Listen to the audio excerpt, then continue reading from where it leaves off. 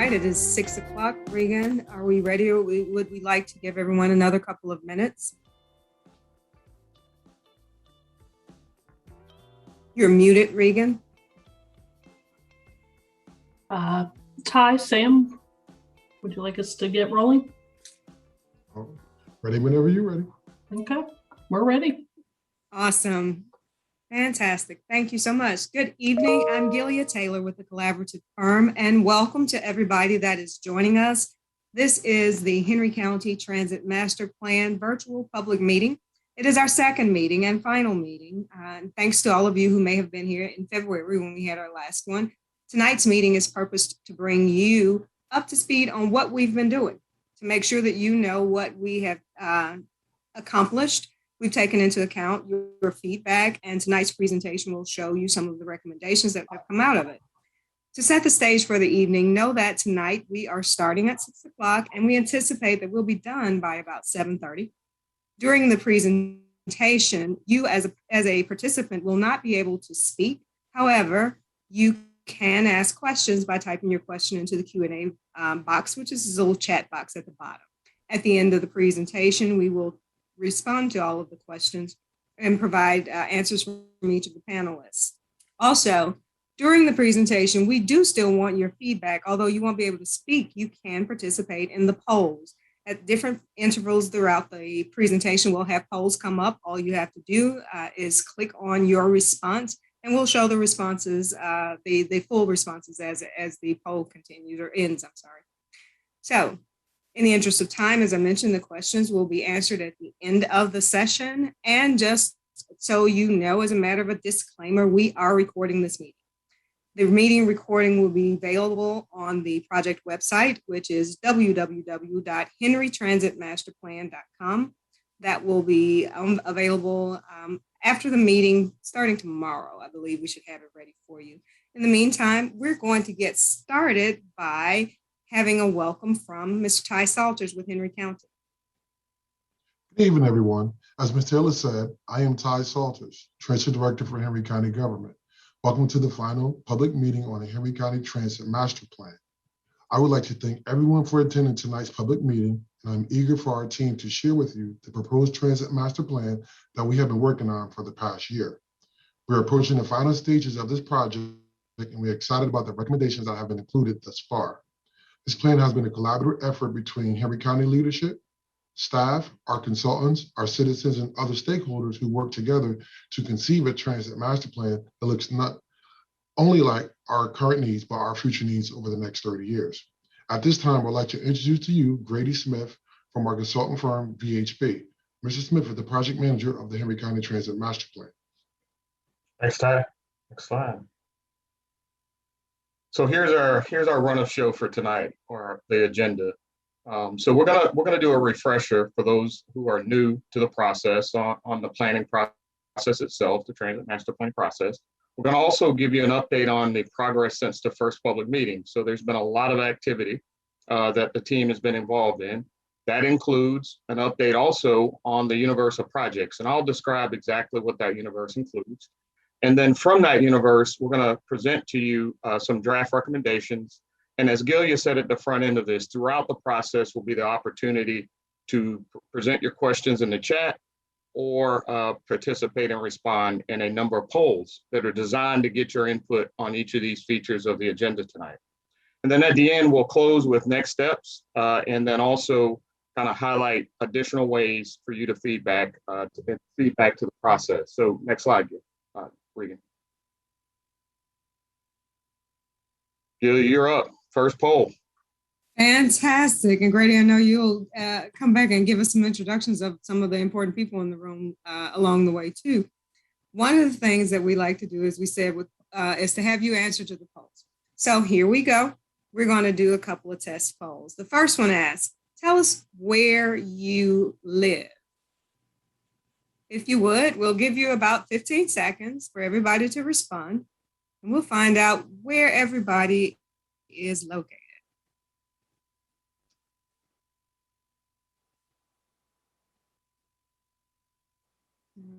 All right, keep them coming. And here we go.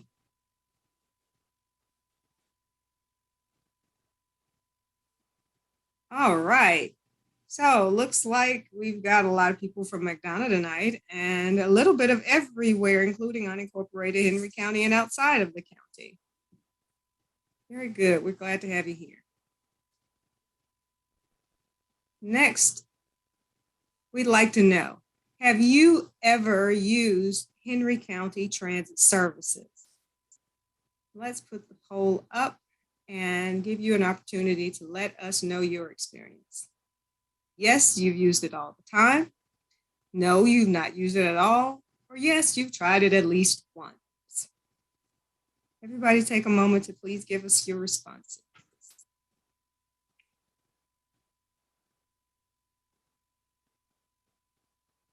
All righty. Well, wow, looks like no one has used Henry County Transit Service, so you're going to be excited to find out about what's available now and what's going to be coming later. All right, back to you, Grady. Thanks, Gillian. So a real quick refresher on the Transit Master Plan. Before I jump into these slides, you're going to hear from a number of panelists, and each of them will introduce themselves at their section of discussion across the agenda. So again, my name's Grady Smith, and I'm the project manager. You've already heard from Ty Salters, who serves as the Henry County Transit lead. And you've also heard from Gilia Taylor, who leads our public outreach. But you'll be hearing from some other folks along the call as well. Next slide. So again, this is the exhibit that we use to kind of give the details on what the Transit Master Plan includes. As Ty alluded to, we have a number of partners, including the ATL Authority, which is a state authority that oversees transit planning and transit expansion for the Atlanta region, and all the cities, the city of Hampton, the city of Locust Grove, the city of McDonough, and the city of Stockbridge, have all been at the table at our project management team meetings, participating in the development of the Transit Master Plan. The process itself, as you can see, denoted by the pyramid, includes a number of steps. First of all, the plan represents a 30-year vision, and we'll talk about this 30-year planning horizon and the associated transit vision with it. We'll be developing short, mid, and long-term recommendations, which we'll present draft recommendations to you tonight. There was also a task that involved looking at fair policy. That includes incorporation and coordination with our regional partners. There are some financial considerations, which really will be an important baseline for implementing the recommendations over time. We're going to share some of the results of the financial analysis that we've done, looking out 30 years. And then finally, there was some sketching of rebranding. How can we rebrand the Henry County Transit system as we prepare for the future? And so we'll talk about that later in the presentation as well, and taking that rebranding effort even further into a more detailed marketing action plan. Next slide. So across that process are a number of goals, and you can see those goals listed here, illustrated in this infographic. So a big part of it has been coordination and collaboration with the citizens, with the local officials, but also with our regional partners and neighboring counties. There's the vision that I talked about. And again, we want to think long-term across the horizon. And so we're going to be sharing that vision with you. There's information about the vision on the project website as well. The structuring of the transit recommendations is another key piece, connectivity and mobility, as well as funding. All of these goals are blended together to pull forth a transit plan that we can all share and push forward into the future. Next slide. So here's the process associated with it. So we started back almost a year ago now with developing our existing and future conditions. And a lot of that information was shared in our first public meeting. So we looked at socioeconomic information, land use and demographic information, but we also looked at travel trends and mobility patterns within Henry, but also within context to the entire Atlanta region. That process led to a pretty detailed technical document that's out on the website. Please visit the site. There's some good information out there. The second step was identifying needs. And I'm going to share those key need areas with you tonight as a refresher as well. But that was a very, very important piece where we took all of the detailed existing and future conditions data and drill that down to some pretty specific needs and need areas relative to transit, but also relative to mobility overall. We're now in the final phase where we're looking at and prioritizing those needs into short, mid, and long-term plans and recommendations. As I mentioned earlier, we're also looking at fair policy and financial implications of the process.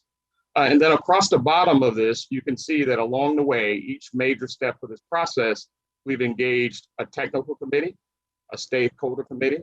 We've also engaged you as the public and the Henry County Board of Commissioners and elected officials from across Henry County, from the cities. We're all involved in this process along the way. Now we're headed towards the end with the final transit master plan documentation and presentation to the Henry County Board of County Commissioners. Next slide. So I'm going to turn it over to Regan now, and she'll introduce herself and her role in the process to talk a little bit about our progress since our first public meeting. Regan. Thanks, Grady. Hi, everyone. I'm Regan Hammond, and I'm serving as the Deputy Project Manager for the Henry County Transit Master Plan. And what I'm going to walk you through are the activities that we've been underway with since we last came to you in February for our first virtual public meeting.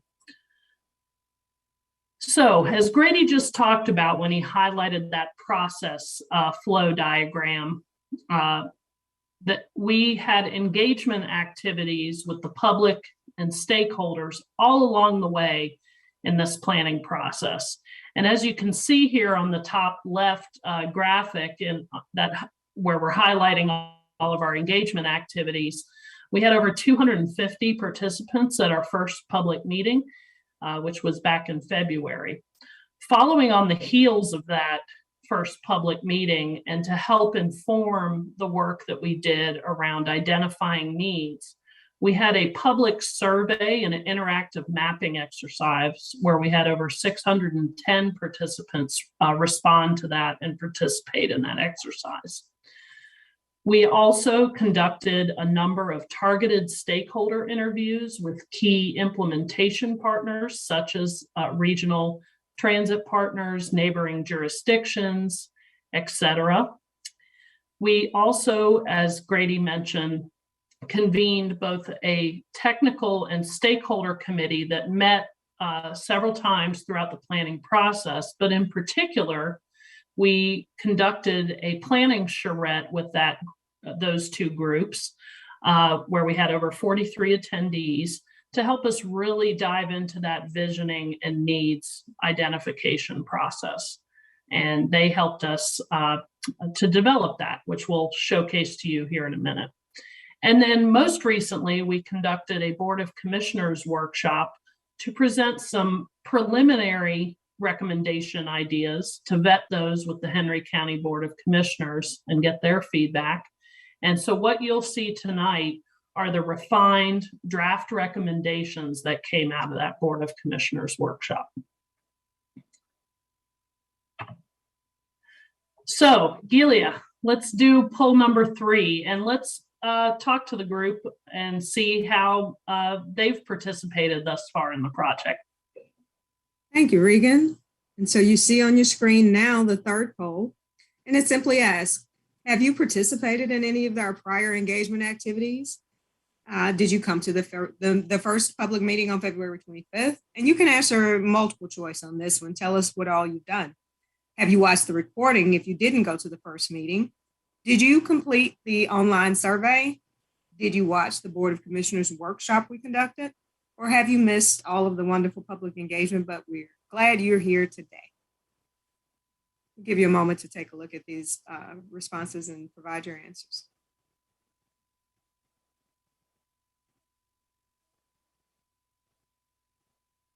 A few more seconds.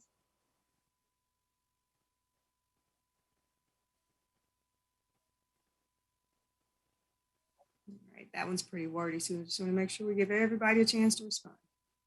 All righty. So, okay, great. Diverse answers there. Pretty great.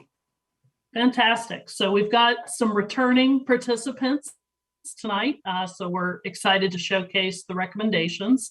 to you all, as well as those of you who are new joining us tonight. So thank you very much. All right, thanks, Gilia. You're welcome.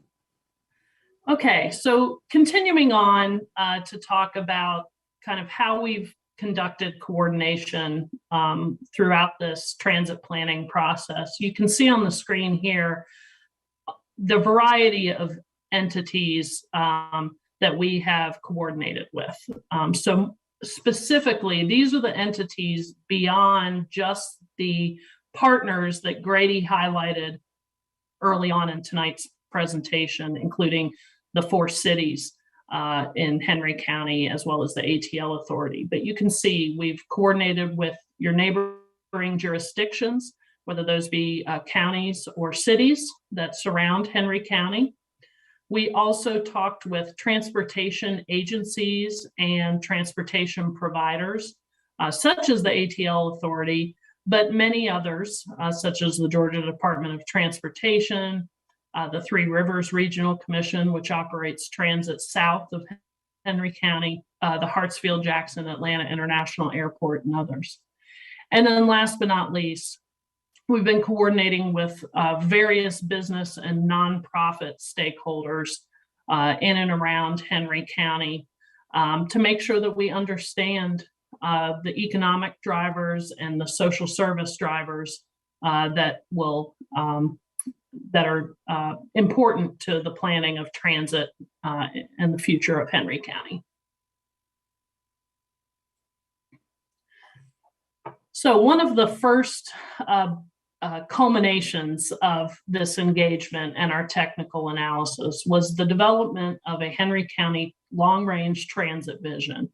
And that's what you see here on the screen tonight. And on the left-hand side, you can see that vision, which is to provide a safe and dependable, high-quality transit system that enhances the quality of life and delivers mobility options for all county residents.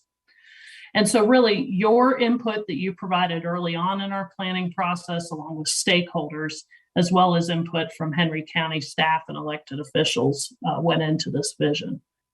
But let's dive a little bit deeper. And that vision document, which is available on the henrytransitmasterplan.com website, identified 5 core need areas around transit for Henry County. And you can see those 5 areas on the screen right now. Those include increased transit accessibility and connectivity, particularly to jobs and other opportunities that are both in Henry County as well as outside Henry County. The second, to expand multimodal transportation choice. So beyond just a average vehicle that somebody drives by themselves to and from work or the store or whatever, different people require different mobility options, and there's a need to expand those options in Henry County. The third need area is to provide a safe, equitable, and cost-effective transit system. So this is really geared at ensuring that the most vulnerable populations are served well by transit, that it's safe to access that transit, and that transit service is a cost-effective service for Henry County and its residents. Fourth need area is to support land use and economic development. That was really important for both the public that responded to our surveys, as well as our key stakeholders, that economic development in Henry County is a priority, and transit should be part of that economic development solution. And then last but not least, our fifth need area is geared around reducing travel times and congestion. So having transit be part of the solution to help people move more efficiently and safely around Henry County and the region. Now, these need areas are not in any particular order or prioritized. They're just 5 need areas there. And as I said, these are all highlighted in that vision document. That was one of our earlier deliverables on this project. All right, Grady, I'll turn it back to you to discuss the universe of projects. Thanks, Reagan. So to kind of building on those need areas and understanding how to best achieve or address the needs, we started by developing what we call the universal projects. And so this next series of slides will kind of walk you through that universe. And so the universal transit projects can be categorized here as you see on the screen. Transit services, and we'll talk more about what encompasses that, but the demand response service that Ty and his team provides now is a great baseline for the transit services. Transit-related infrastructure, we'll talk more specifically about what encompasses that category. And then finally, the other support or complementary service that really makes transit work well. And so we're going to talk about projects associated with that category as well. Next slide. So when we talk about services, it's probably the easiest one to kind of understand, because we all see, we see the local buses and a number of our neighboring counties running around town. So local bus service is definitely a part of the transit service mix. The current commuter bus, express bus services that are offered by the ATL that serves the county very well now is also a part of the mix. We're going to talk later about what we're calling a rapid regional connector service, and that's more of a higher capacity transit option as we envision the future for Henry County, an opportunity to bring really high capacity or higher capacity transit services to the county. There's been discussions for years around commuter rail in neighboring counties, and the potential of connecting to those investments, if they're made, is another option that's a part of the universe. I've talked earlier about demand response services, and essentially demand response services are what we have today in Henry, but expanding those into what we call microtransit. And I'm going to talk more about what microtransit is, but that's a transit offering that really takes advantage of technology to provide more enhanced demand response services for the county. Next slide. Infrastructure is the other category, and these are the things that you see here on the slide, like the existing park and ride lots, maybe even expanding those and identifying or offering more park and ride lot opportunities. Mobility hubs, you'll see those as a part of our recommendation. Those typically aren't places where you park your car or you come to you park and ride, but it's more of an interface of various different transit options coming together. And you can see the graphic in the lower right-hand corner of the screen here, which gives a sense of what these mobility hubs are all about. But these are where you might have bike share, you may have microtransit, you might have local bus services, all of these different transit options and mobility options coming together in a common hub area. So you'll see more about opportunities for mobility hubs within the county. And then finally, as we expand services, we got to be able to operate and maintain those services. And we'll need facilities to do that. So that is an important part of the recommendations in terms of infrastructure, is ensuring that we have the right facilities to accommodate the transit services into the future. Next slide. And then the final category of support services or complementary ideas that need to be a big part of what we do when we talk about transit. And the range of those are demonstrated here in the infographic, but the first one is really key to safety and access in transit. And it's about first mile, last mile connections. So that includes a pretty extensive sidewalk network or trail network that provides safe access to a transit stop or to a mobility hub. It's a major big part of that. That also includes things like lighting along the roadway, and also ways to cross these arterials in a safe manner to access transit services. So first mile, last mile connections, and all of the things associated with that is a big part of our recommendation. It will be a big part of our recommendation set. Roadway operational improvements. This includes things like better timing of traffic signals as a way to help manage, maybe even slowing down traffic to allow better access for transit vehicles to their stops. And that also relates to things like connected vehicles and thinking futuristic about where the transportation network may be 20 years from now. So connected vehicles and things like transit signal priority, which gives transit vehicles or even emergency vehicles, priority through traffic signals to bypass congestions at major intersections. So that's another big recommendation or support service area. And the final one is taking advantage of investments that the state is making in managed lanes. The express services, as they operate today, if they were able to take more advantage of the managed lane systems and expansion of those managed lane systems across the region, we believe that will be a great way to enhance transit service and mobility for Henry County. Next slide. So here's some additional support service areas too that you might not think of when you think about transit, but they're extremely important, as we've alluded to a number of these across the presentation thus far. The first one is about transit supportive land use policy. In order for transit to work, you got to have the density and intensity of land use, those concentrated areas where you have densities to support the transit service. And so making sure that the county has those transit supportive land use policies on the books is going to be an important piece to making the transit system work efficiently into the future. I talked about rebranding earlier, and that being a big part, of our effort. And you can see a sample of a rebrand of Henry County Transit, Henry Connect here on the screen.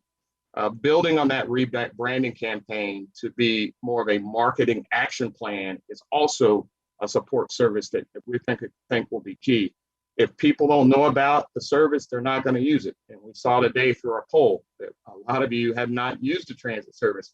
It might be because you didn't know that Henry County provided it, or it doesn't really serve your need. But marketing and rebranding is a big recommendation and will be a big part of the recommendation set that we propose tonight.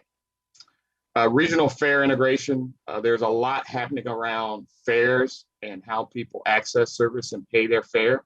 Technology is a big part of that, but also coordinating fares across different transit systems is important. So integrating the Henry County system and its fare policy into a regional set of fare policy is also an important part of the recommendations. And then the final one is a requirement of the Federal Transit Administration, and that is we need to make sure that this system is safe and it has the required infrastructure to be secure. And there are pretty specific guidelines around that. We're going to make sure that this transit plan includes and identifies those safety and security guidelines and recommendations that are important to delivering the service over time. Next slide, please. Related to the transit service recommendations, those are the ones that we actually had the ability to measure in a quantitative and qualitative way. And this slide kind of demonstrates how we did that. Regan talked about those 5 key need areas, which really can be transposed into evaluation criteria. So we looked at each of those need areas and identified specific criteria, both qualitative and quantitative, to give us a sense how each of the transit service recommendations perform. And we scored all of those. The scoring of all of those services, all of them included in the universe, it will be documented in the final recommendations documentation. But this is an important piece to remember. We couldn't score all of the supportive infrastructures and the policies and the recommendations, but the actual service provision recommendations and alternatives we did. We took a pretty detailed look at those and quantified those across these 5 categories. Next slide. So let me talk a little bit about the financial considerations. So this is, as I said at the beginning, a very important piece to plan, to make sure that we develop a realistic plan that can be delivered over time. We identified key funding and financing opportunities. As I mentioned earlier, those strategies, just like the projects that we just talked about, was developed into short-term, mid-term, and long-term. We developed a fancy model to help us kind of look at different options and test different options. But the key to the model was that it was financially constrained. We wanted to make sure that this plan is achievable and it's something that's constrained to the resources that Henry County can bear. And then the final piece to the financial recommendations and considerations is looking at cost and cost estimates relative to all of those different types of projects and opportunities that I just presented. So we spent a significant amount of time developing cost estimates for every single recommendation. Next slide. So let me talk about the strategies. And the first is kind of focused on that short-term area, which is 2022 to 2026. And one of the big issues we wanted to deal with in this first, in the short term, was navigating the urbanization of the county. And what we mean by that is, as the county urbanizes, the opportunity for the county to leverage different federal transit administration funding pots changes.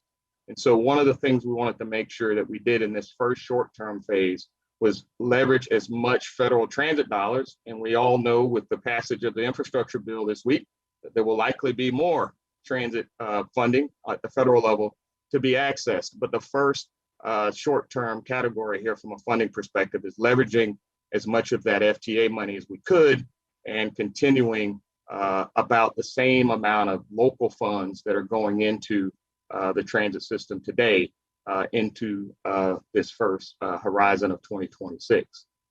The midterm, we introduced the idea of leveraging the future SPLOST dollars. Success just this month with the passage of the T-SPLOST in Henry County. This midterm phase assumes that there will be a successful T-SPLOST in 2026, and that a portion of that T-SPLOST would be dedicated to transit, not just roads and sidewalks and trails. So that's sort of the heart and soul of the midterm recommendations, and how we would potentially pay for those is that we would leverage some of the T-SPLOST money in that increment of 2026 to 2032. And you can see across the bottom of each of these strategies sort of the potential revenue estimated for those time periods. And then in the long term, from 2038 to 2050, Henry County now has the ability under House Bill 930 to leverage up to 1 penny in additional sales tax monies for transit. That was the same legislation that created the ATL authority that we've referenced. So we're suggesting in that long term, from 2038 to 2050, that Henry County go for a 0.5 or a half penny sales tax for transit, dedicated to transit. And you can see the revenue generation for that strategy as we move out to 2050. Next slide, Rita. So I'll hand it over to Gilia as we talk a little bit about financing and funding with our next poll number 4. Gilia? Fantastic, Grady. And we're actually going to pop 2 polls on here to find out your level of support for funding these transit projects. Please take a look at the questions and give us an answer to both. Question 1 asks, what is your level of support for transit projects being included in future T-SPLOST? The next question asks, what is your level of support for a dedicated transit funding source for Henry County in the future? Let us know how you feel. We'll give it about 10 more seconds to get all of the answers we can possibly get in.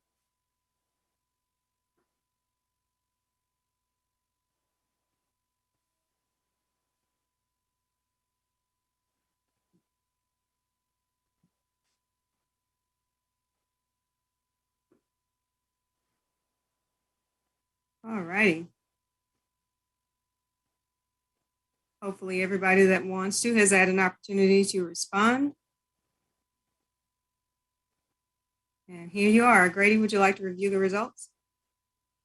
Sure. Yeah, I'm excited to see that there's definitely support for additional funding for transit. And one of the things I alluded to earlier, but to give you a bit more definition, as you leverage more federal transit dollars or dollars from the federal government, you do need a solid local funding source to do that. They're not writing checks without you writing a check. And so it's good to see, high to medium support for additional funding for transit into the future. Thank you, Gilly. You're welcome.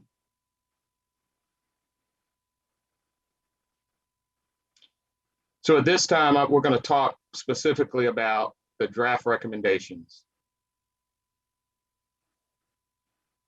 And as I mentioned earlier, we kind of grouped the universe. And so the idea now is to take the universe and narrow that down to the specific recommendations of projects.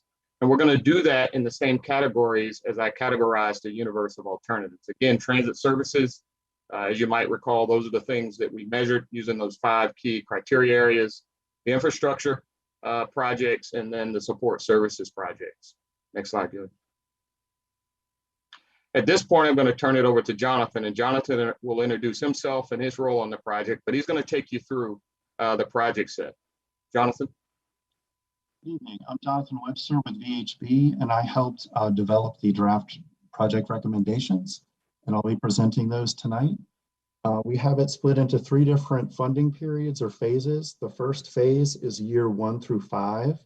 The major recommendations of that for transit service include maintaining the existing dial-a-ride service for Henry County Transit, particularly for the trips to the senior centers and disability services.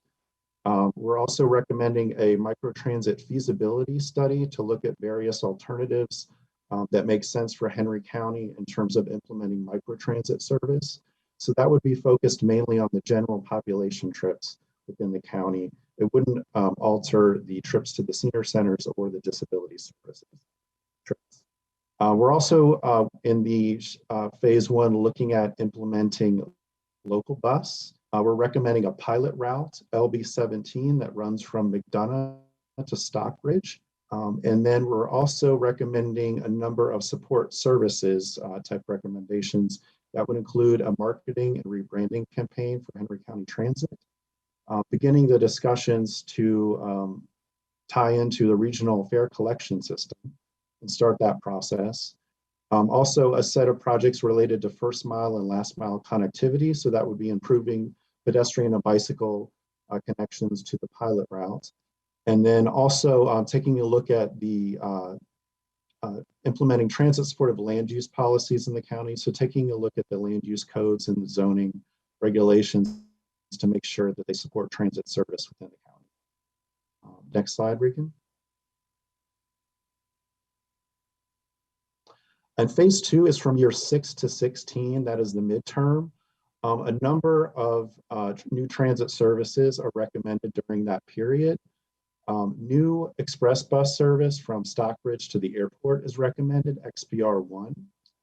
And also 4 local bus routes are recommended. LB16, which is service from McDonough to South Lake Mall, and that would tie into the proposed Riverdale BRT, which is assumed to be operational in 2026. So that was the highest performing local bus regional connection there. So that was a priority to include in the midterm. Another local bus connection would be from McDonough to Hampton, also from McDonough to Locust Grove, and then an additional connection to Clayton County along Jonesboro Road, LB8, which would tie into the Clayton Justice Center. Next slide, Regan. In addition to the transit service projects, a number of complementary infrastructure projects are recommended during phase 2. That includes a mobility hub in Stockbridge, a mobility hub in downtown McDonough to help facilitate bus transfers there, since there are 4 or 5 local bus routes that would connect in there. Also, we're assuming the park and ride lot at Mount Carmel Road and Jonesboro Road would become operational during that period. And we're also assuming that a new operations and maintenance facility would need to come online to support all of these new local bus services. In addition to the infrastructure projects, a number of support service projects are also recommended. A full integration into the regional fare collection system is recommended. Additional first mile and last mile connectivity projects to support the number of new transit services. A number of roadway operational improvements are recommended, and then additional transit supportive land use policy changes are also recommended during that period. Next slide. And phase 3 is our long-term phase. That's years 17 through 30 after plan adoption. There are 2 major transit service projects that are recommended during that time period. the RRC1, which is a Rapid Regional Connector project, which would be modeled after Cobb's Rapid 10X, which is kind of a hybrid between commuter bus and local bus service. It has limited stops within the county, but it ties into regional transit services. It would utilize managed lanes and the interstate system, and it would run throughout the day at 15 to 30-minute headways, peak and off-peak. Hey, Jonathan, I think I want to say about that one too, because I alluded to it earlier, that this one would be the backbone of the beginning of building market demand for something that's rail-like, something that's high-capacity transit. As we look at, as we said from the beginning, that this is a vision out to 2050.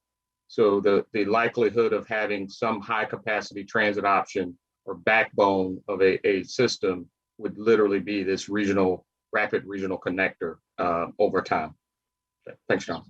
Thank you, Ernie. And then also one additional local bus route that would run from Stockbridge to South DeKalb Mobility Hub there. So it would tie into MARTA and South DeKalb. So that would be an additional connection to regional transit services there. It's recommended in the long term.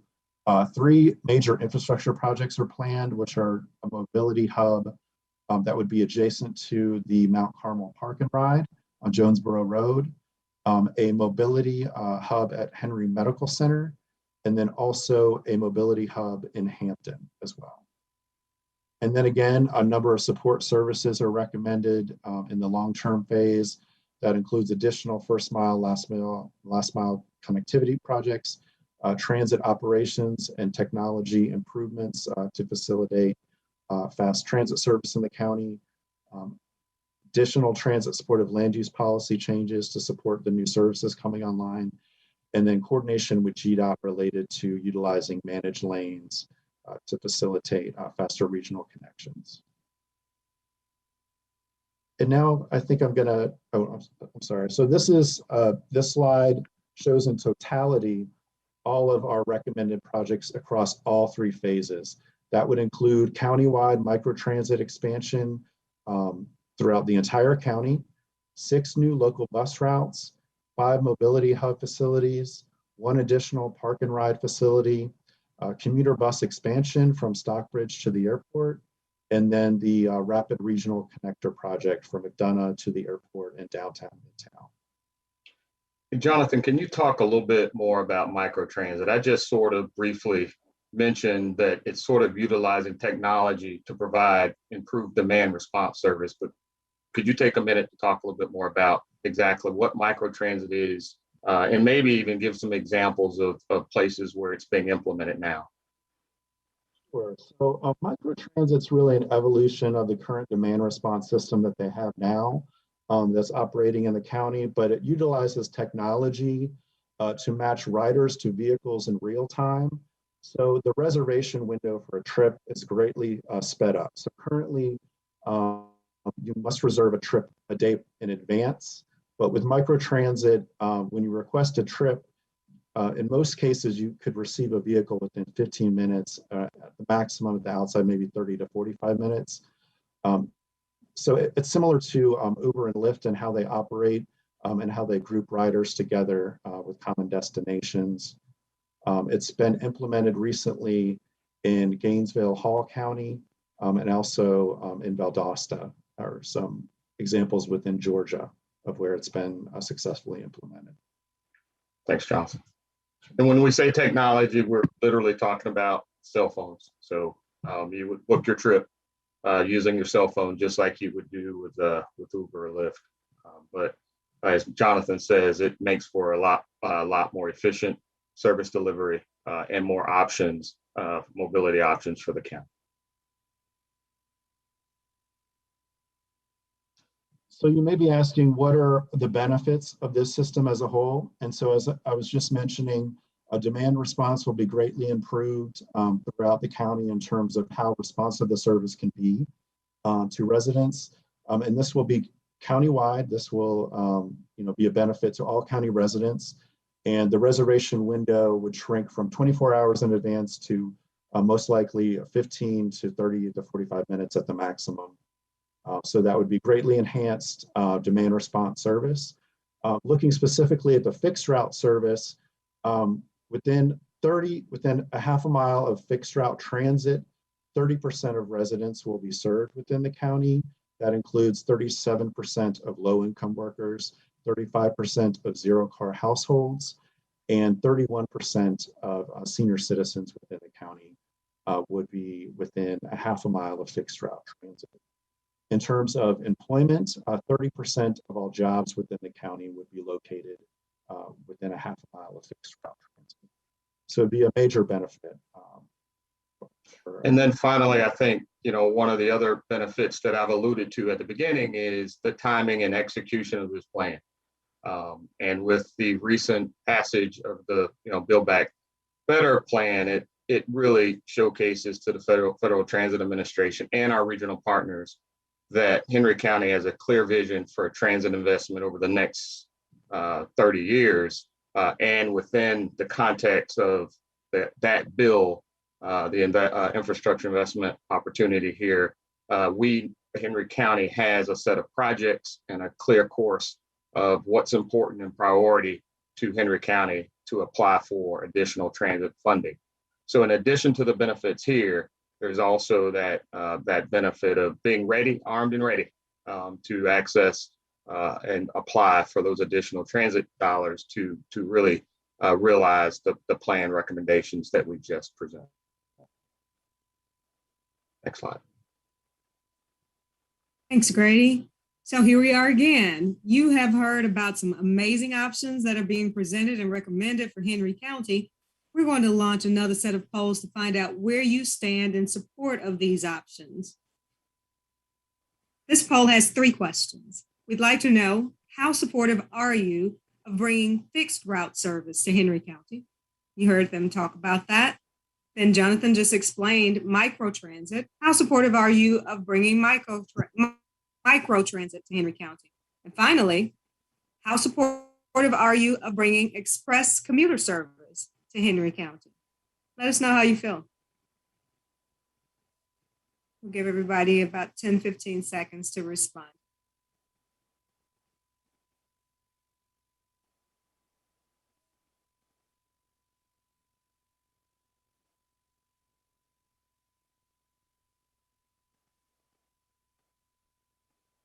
You're coming in pretty strong. Please be sure that you take a moment to respond. We really do want to know how you feel.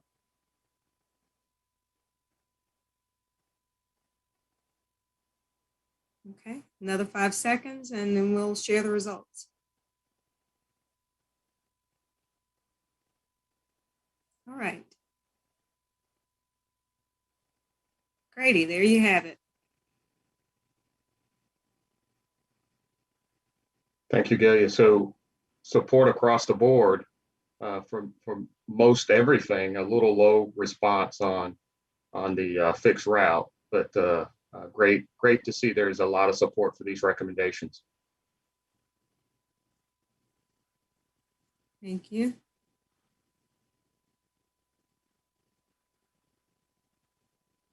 So All next right. step. Go ahead, Regan. I'll let you cover it. Sorry about that, Grady. Okay, well, we're nearing the end of the presentation tonight, but we're going to close it out with an overview of next steps in this plan development process, and we'll highlight how you can provide your feedback. All right, so over the course of the rest of this month, we'll be receiving a final public comment on the draft recommendations that we've shared with you tonight. And that comment period is going to last through Wednesday, November 24th. So 2 weeks from tomorrow, we'll be closing the public comment period. Based on the comments that we received, we'll make any needed adjustments to the draft recommendations, and we'll be pulling together our final transit master plan documents. So that will include a detailed report of the plan's recommendations and how we got to those recommendations. It will also include an executive summary that highlights the key recommendations. And then last but not least, as Grady mentioned earlier in tonight's presentation, the plan's recommendations will go before the Henry County Board of Commissioners, currently scheduled for November 30th, to receive a presentation on those recommendations, and then we'll be taking action to adopt the plan before the end of the year. So really, why are we here tonight? Aside from sharing with you the recommendations and how we got to those recommendations tonight, the second part of why we're here and what's most important is to get your feedback. And so how can you do that? Well, there's two ways. Tonight, we're going to do Q&A with those who are participating with us tonight. So please don't forget to type your questions into the Zoom Q&A or chat box, and we will answer your questions tonight as those come in. Additionally, you can complete an online comment form that will be launched tomorrow morning on the project website, which is here, henrytransitmasterplan.com, or you'll be able to use the QR code that you see here to provide your comments. And it'll be a lot of the same questions that you participated in the poll tonight. And so those of you who are joining us via a social media live streaming and you weren't able to answer tonight's questions, you'll be able to do that on the comment form. The comment form will also offer an opportunity for you to provide open-ended comments, around what you like or may like to see adjusted. So that's how you can provide your feedback over the next tonight and over the next 2 weeks. And we really hope that you'll participate. Tonight's presentation will be posted on the project website as a PDF document that you can open up and view, as well as we'll be adding the recording of tonight's presentation. So if you have any friends or neighbors who were unable to make it to the live meeting tonight, you can point them to the project website where they can view all of the same information. And so with that, I think we are ready for Q&A. Gillian, Grady? Fantastic. So we have a couple of statements versus questions. So we'll start with the input that we've gotten on this platform. And we also have Katrina from our firm monitoring the Facebook platform. So we'll invite her to share any feedback that they're getting on Facebook here in a moment. The first comment, and I'll pause afterwards to Grady to see if you want to offer a response or anyone else from the team. First comment from Elton Alexander says, "We need a BRT connection to the airport now for jobs." Any comment on that, Grady? We do include in our midterm recommendations a express bus connection to the airport. And so that's in the midterm, early midterm. We did, as I stated earlier, it's one thing is the set of projects. The other thing is how do you pay for them? And so the assumptions around finance, and I saw another comment about a series of other projects, including the Rapid Regional Connector, Microtransit, and additional express. So we wanted to make sure that, first of all, that we could actually pay for the projects, and then over time market and build new offerings. So as you guys think about these recommendations, don't forget the financial part of it. We gotta leverage dollars to pay for the projects. Thank you, Grady. I will read the next comment, but you alluded to it there, but just for the record, we'll read it.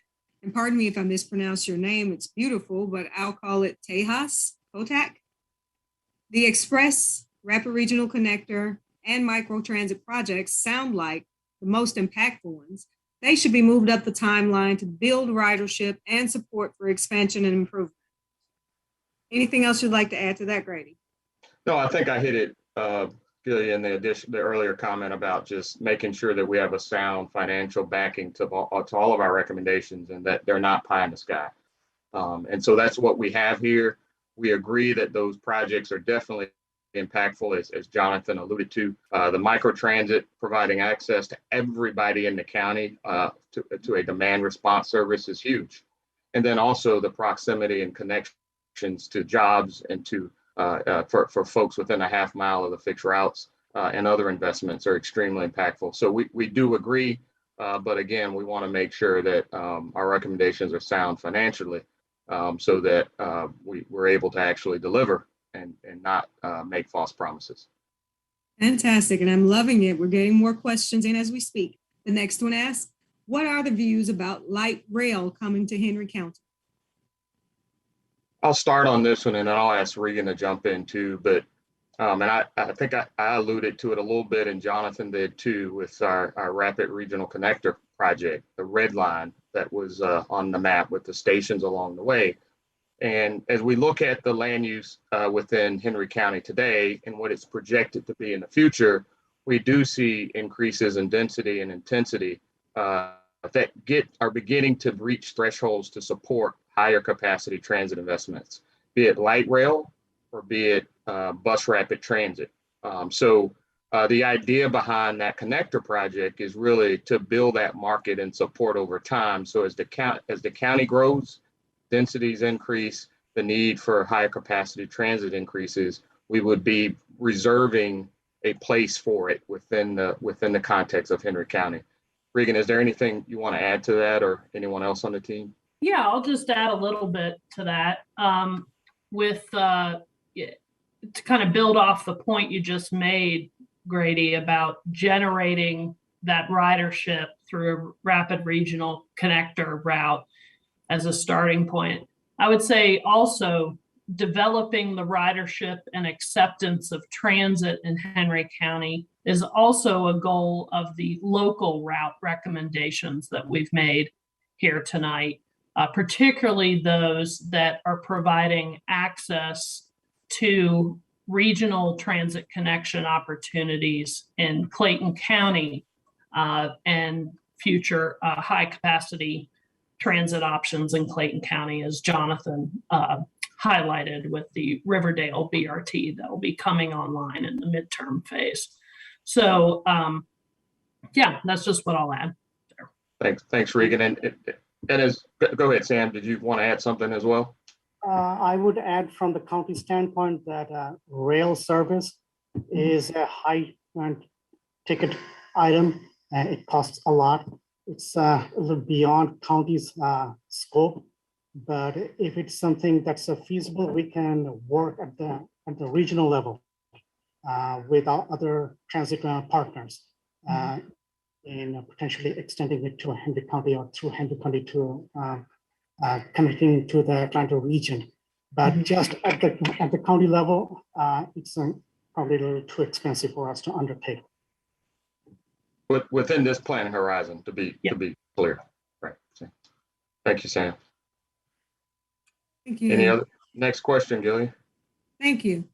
The next question is, does the potential for federal infrastructure money make it possible to bump up the timeline of the projects?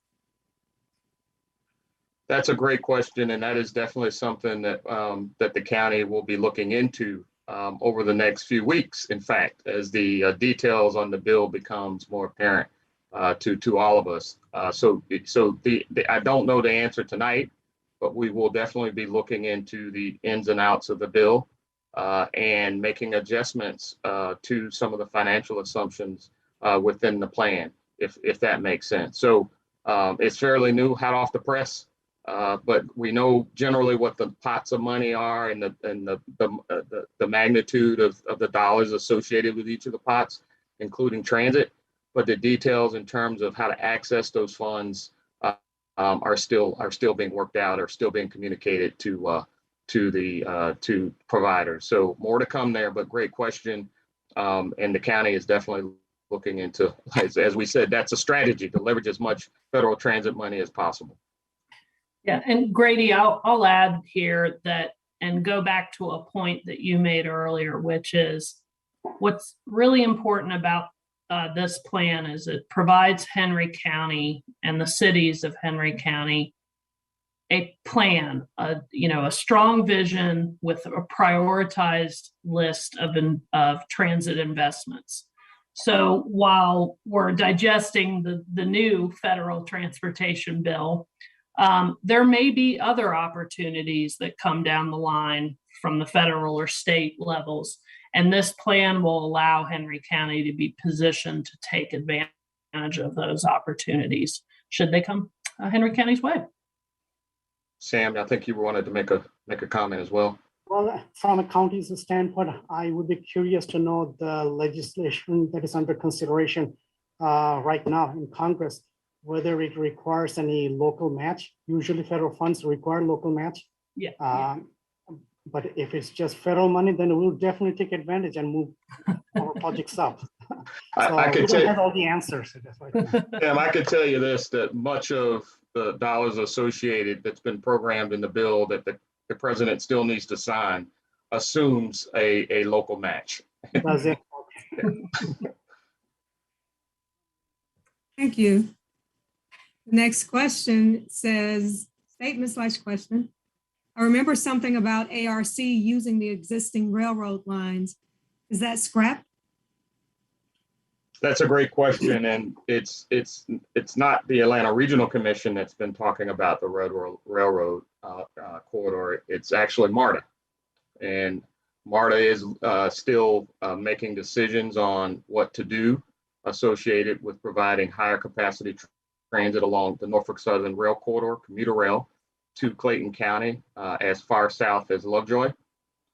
They have had conversations with the Clayton County Commission on the cost associated with that project versus the performance, the ridership, and the impacts with it.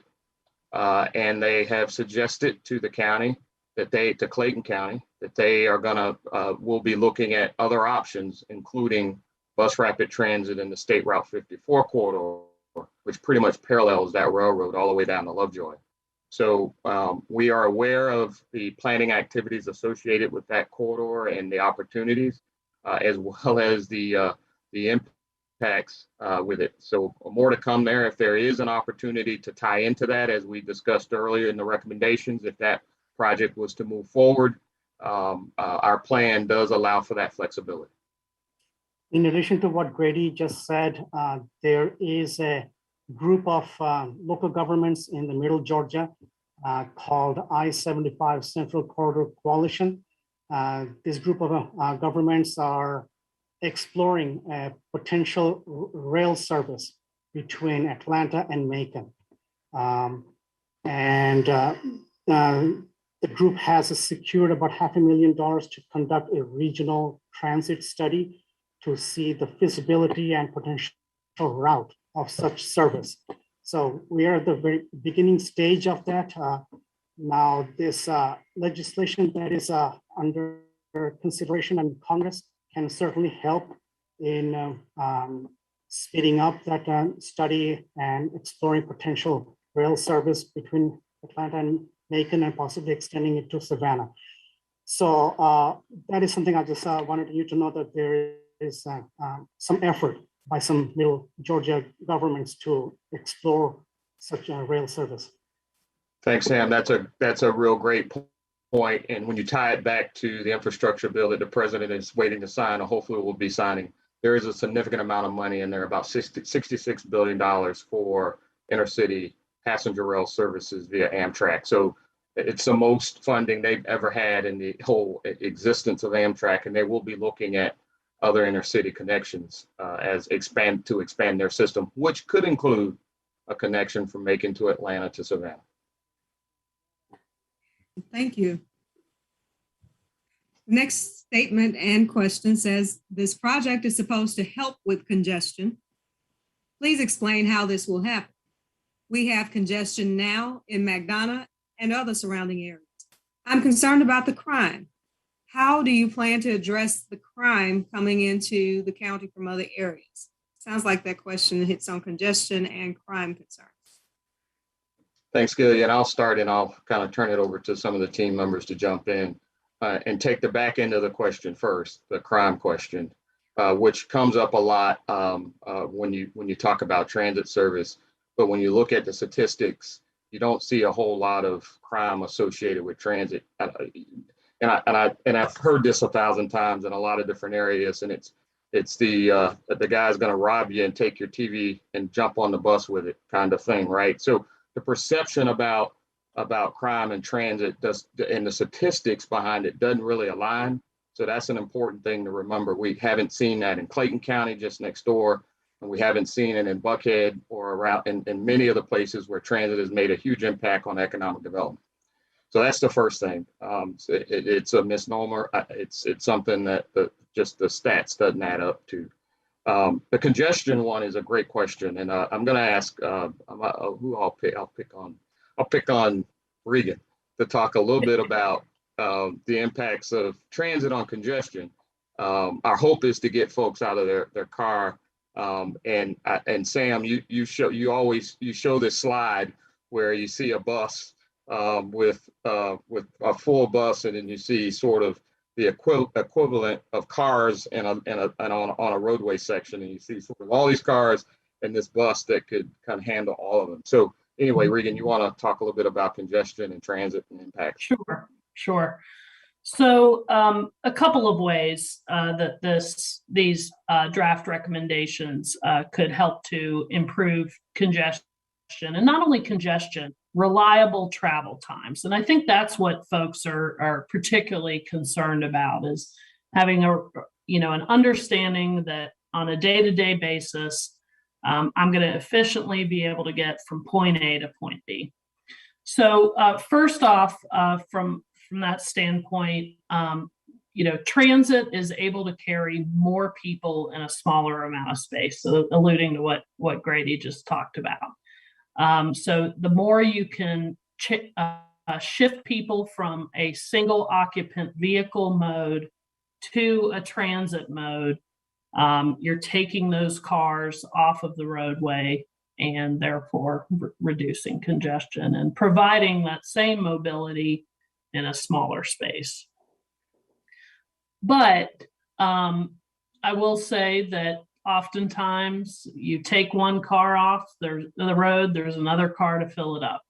So in that case, by leveraging implementation of transit to further additional roadway improvement opportunities, like what can be done with traffic signal timing and technology, implementing connected vehicle technology that can help that traffic, both transit and cars that operate together on a road.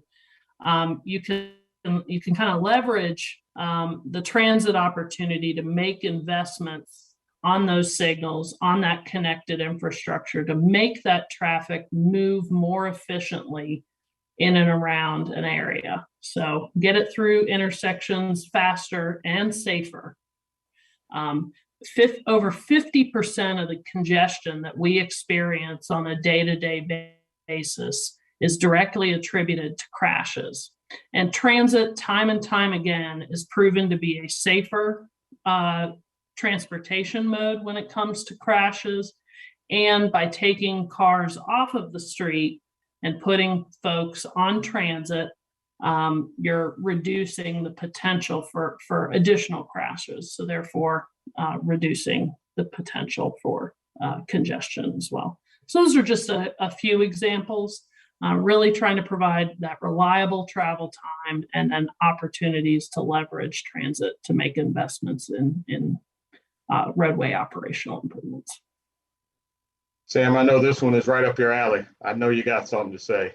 I certainly do. Let's first recognize our citizens who are asking questions. Great question.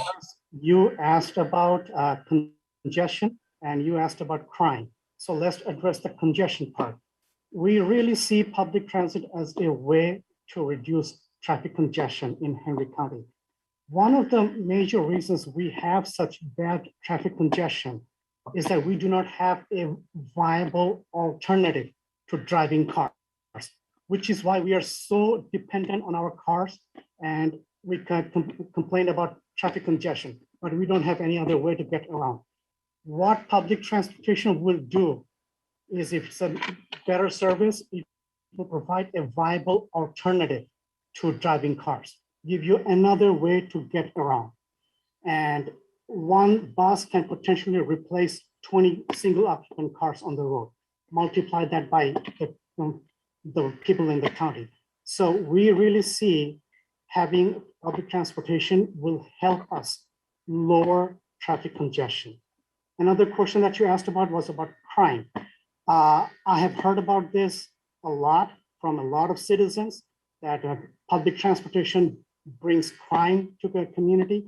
So out of curiosity, I looked up crime statistics in our neighboring county, Clayton County. You know, Clayton County did not have public transportation for some time.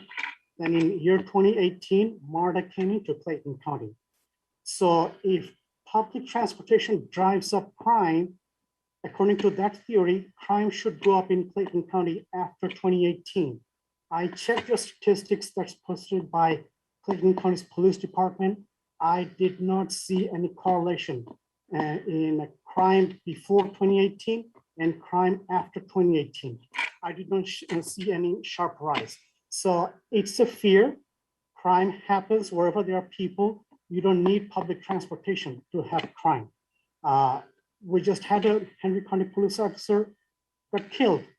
There was no transit involved there, but crime happened.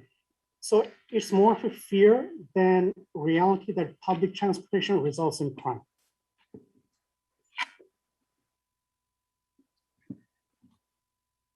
Next question. Thank Katrina, you, is it- Sam. Go ahead, Ready? Gillian. I was going to ask Katrina if there's anything from Facebook that we ought to be addressing yet. Was just about to loop her in and ask her to bring us a couple of the questions from Facebook before we come back to the chat box here. Katrina? Thank you, Gilia. Thank you, Grady. We do have a couple of questions from Facebook. The first one is from Kari Lewis asking, if lanes were being widened to accommodate permanent infrastructure, 30 years would make sense. I'm pro-transit. It helps to allay poverty. It gives people who actually work an option, but it should also aid in positive and aesthetically pleasing economic development. Has this been addressed in the presentation, especially when the last coach is before 5:30? That's the question. Has that been addressed in the presentation regarding 30 years, and does this help to allay poverty, this plan? Yes, I mean, that kind of falls within two of the need areas that we talked about. One is about economic development and economic opportunity. The other is about access to opportunity. So both of those are very key points and foundational to our entire planning process. So the answer is yes. And then to kind of build on to the aesthetics part of it, as we went through the recommendations, we talked about two important pieces. One was transit supportive land use, zoning, and development policies on the books. A big part of that it includes aesthetics. I mean, if the zoning level of the development code really deals with the aesthetics part of it, and we think that's extremely important to make transit work. The second we talked about was this first mile, last mile connections. That's the sidewalks that we talked about. It's the ability to safely cross an arterial or a major roadway. It's also aesthetically an aesthetics piece too when we start talking about shading and trees, and also lighting is a major big part of that first mile, last mile connective infrastructure that needs to be in place to make transit work. So yes, all of that is very foundational to the plan. Ty or Sam, would y'all want to add anything to that? I believe I heard about public transit reducing poverty. One of the goals of public transportation in our transit master plan is to provide access to jobs and education opportunities, and make Henry County more attractive to potential employers by telling them that, hey, we have better public transportation. You can locate here, your employees can live here and use public transportation to get to jobs. So we believe that those improvements will lead to economic development and reduction, or if not elimination, of poverty. And I believe there was an additional comment at the end about with the last coach leaving at sometime right after 5. And I think that was speaking to how current transit service in Henry County, particularly the express bus service that operates, really only serves those who are trying to get to jobs in downtown and midtown and are traveling at peak travel periods. So the AM rush hour and the PM rush hour. The recommendations that we've presented to you tonight provide an array of transit service that would operate throughout the day, not just at peak periods. And particularly that rapid regional connector, which would provide that connectivity to downtown and midtown, as well as the airport, would provide all day service rather than just in the morning and evening rush hour. And that speaks to folks who may not work a typical 9-to-5 job, but maybe shift workers or airport, particularly airport workers, who right now do not have a transit option to connect them if they start their shift at 2 p.m. in the afternoon. Thank you. Well, thank you. Rita, Vivian. is Thank there you. another? Yes, Thank you. I have another one. Another one? Gotcha. Yeah. Go ahead. I see a question from Mr. Brandon Harris Hutchinson about our recent T-Splosh. Let's try to address that. The question is, has the county included some of the infrastructure support services, such as roadway improvements, in the recent T-Splosh programming, or are each of the projects within each phase grow as you go? The T-Splosh that the voters passed this on November 2nd invest money only in road projects and no money in transit projects. So that is one of the recommendations in the transit master plan, that in the future, if there is another round of T-Splosh referendum, that we consider allocating some of the potential future T-Splosh funds towards public transit to improve and expand services. But the one that we just passed on November 2nd, it allocates all the money towards roads, bridges, sidewalks, trails, but not for public transportation. Thank you for interjecting that, Sam. Very good catch. Katrina, did you want to add in another question from Facebook? And then we'll come back to the Q&A chat here before we close out in the next couple of minutes to get as many questions in as we can. Let's take one more from Facebook. Okay. Is it going to take 30 years to implement 6 bus routes and 5 mobility hubs? That's a great question. And again, this is a plan, and it's really based on the financial part, the financial components.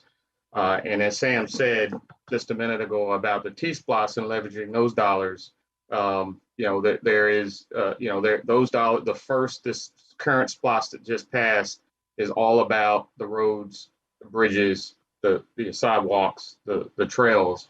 And our assumption here, as we try to be as financially realistic as possible, is that in the midterm and the long term is when we would bring on new local funding sources, again, all focused on leveraging even more federal dollars. So the answer to your question is there are other funding sources that I believe Regan alluded to that may come online from the state or even from other private sources as the county works with developers with new development opportunities and partnering public-private to bring these projects to fruition. So this is a roadmap. This isn't, we understand that things are going to change. We need to be flexible. As new funding and opportunities come about, you have something to point towards to say, hey, here's the project that we want to have happen. If a project moves up and gets done quicker, that's even better. But the key is having a plan. And so that's what this provides us, is a plan. Now, again, every plan's changed. I've never seen a plan that I've done. I've been doing this for 25 years that I developed, 20 years ago that followed every single segment of what we thought we were going to be doing 20 years ago. Technology is going to have a huge impact on this. Revenue and how from the federal government that we're still trying to figure out may have an impact on this. Development patterns. So there's a lot of different things that go into the mix. But as we talked about earlier, this at least gives us a compass on where we want to be and what we want to try to achieve over the planning horizon.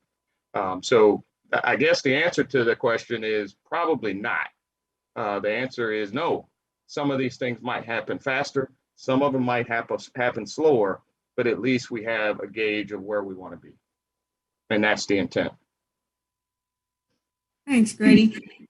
We're getting near the 7:30 closeout, so I'll ask these last two questions together from Julie Donaldson, and then we'll move into closeout with Sam Baker. The questions from Julie ask, what are the plans on the traffic on exit 216 and 218? And we should have an overpass over I-75 that allows us to access over the highway, which is not, I'm sorry, let me reread that. We should have an overpass over I-75 to allow access over the highway that is not an exit overpass. So first part of the question again, what are the plans for the traffic on exit 216 and 218? So I'm going to fill this question, but I'm going to offer that to Sam to answer. The county is in the process, in addition to completing this transit master plan, the county is also completing a comprehensive transportation plan. So Sam, with that as a opener, would you like to address that question? Sure. As Grady said, Henry County has undertaken an update of the Henry County Comprehensive Transportation Plan. We started this update earlier this year, and we will complete it by June of 2022. As part of this transportation plan update, we will take a comprehensive look at all aspects of transportation in Henry County, including exit 216 and exit 218, and a potential overpass over I-75, and any other suggestions or recommendations you citizens have. We will have plenty of citizen engagement. Stay tuned, and we will come up with an updated list of transportation projects for implementation over the next 30 years. We will bracket it into short-term, midterm, and long-term, and look at the specific areas that you mentioned, exit 216, 218, and potential overpass. Thank you, Grady and Sam. And with that, I regret that we won't be able to get to every single question that was asked, but we will have a summary report available soon on the project website. Again, that's www.henrytransitmasterplan.com. You'll be able to go there and view this presentation, as well as the survey questions, and have an opportunity to provide additional comments. And we'll maybe answer additional questions in the summary report that will be available there soon. With that said, thank you all for coming tonight. And to close us out, Sam, will you take it? Thank you, Gilia. My name is Sam Baker. I'm the Director of Transportation Planning with the Henry County government. I manage Henry County's transportation planning program, and I have been working with this team of consultants that you see on the screen in developing the Henry County Transit Master Plan. I joined Henry County in December of 2019. It has been my honor and pleasure serving you for the last almost 2 years. Over the last 2 years, I have heard plenty of comments from you folks about Henry County's transportation. Your comments boil down to one thing, and that is traffic congestion and how bad it is. You have suggested many ideas how we should fix Henry County's traffic congestion. One of your suggestions was that we need to widen our roads. You told us that we need to widen Jonesboro Road, Rock Quarry Road, State Route 155, and so on. yes, we do need to widen our roads. But folks, there is a problem with this approach. When we widen our roads, all we do is we increase the amount of pavement to accommodate more cars. We do absolutely nothing to reduce the number of cars on the road. So what happens is that in the absence of taking some measures to reduce the number of cars, that road that we widen gets filled up with more cars. It's just a matter of time.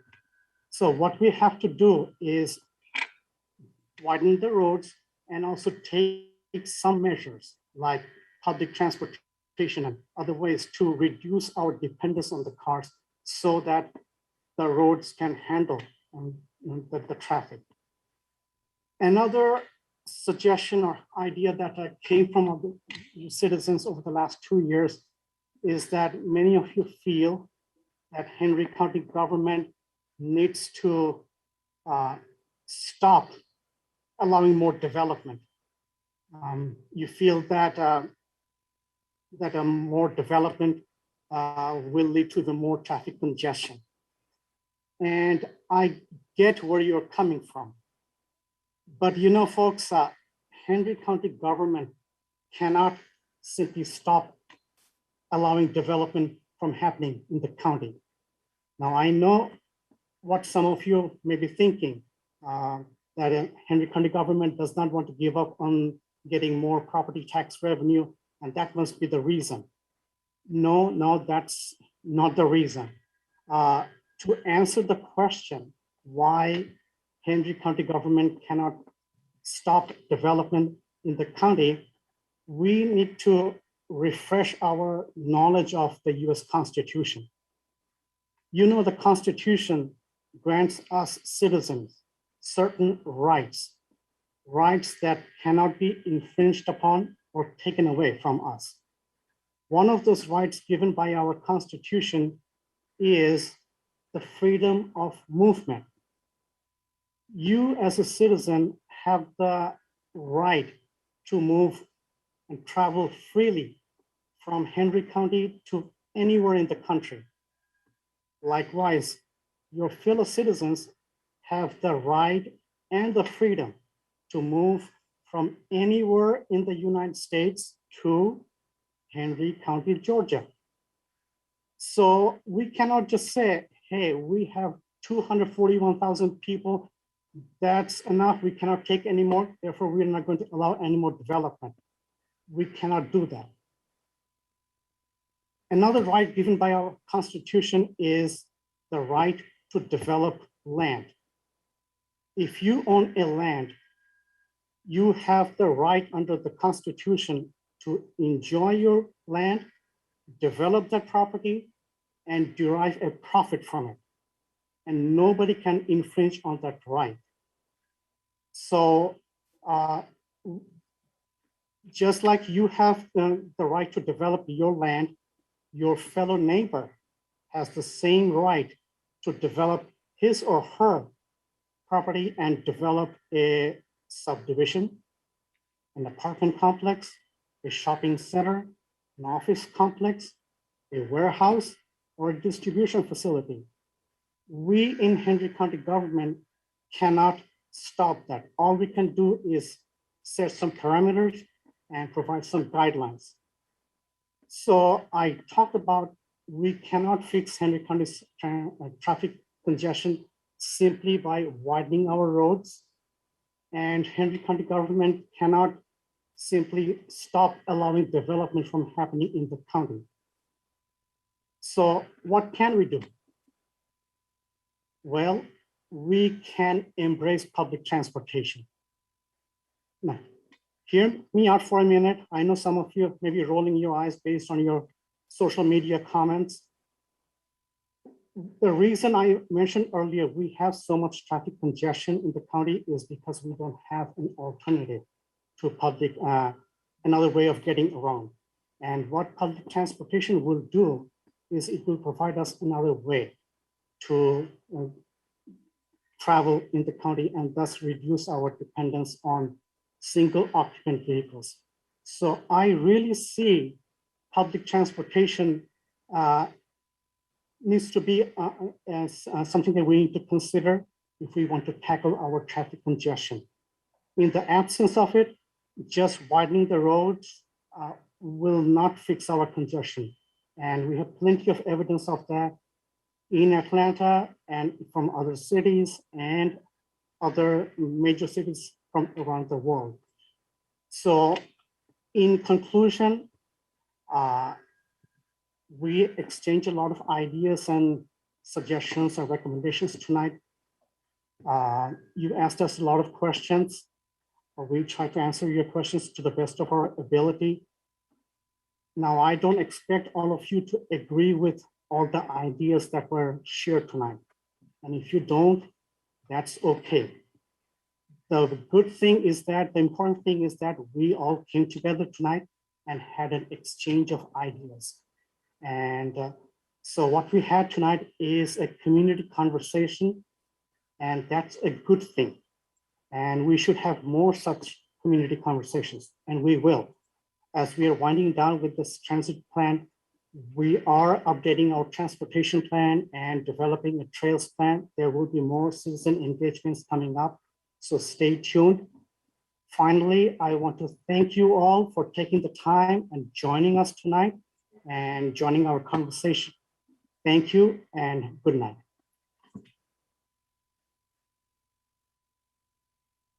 Thank you, Sam. Good night, everyone. Yeah.